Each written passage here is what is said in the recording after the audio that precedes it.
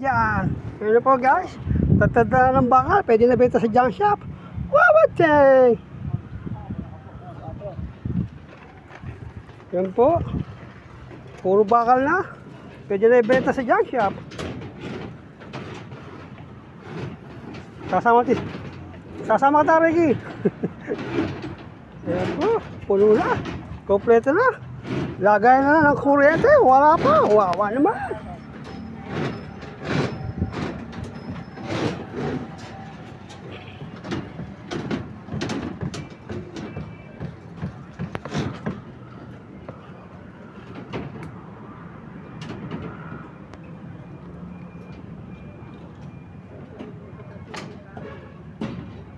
Ito na talaga.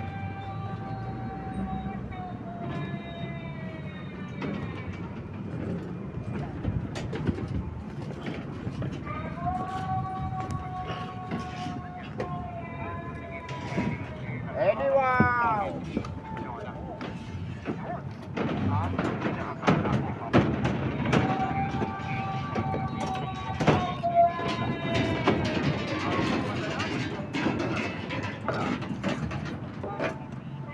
Ano?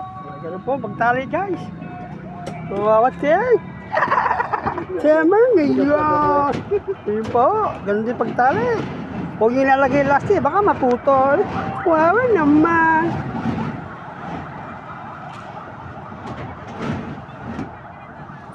Yung wala si Ricky, sasama ko sana sa video. Mawawateng.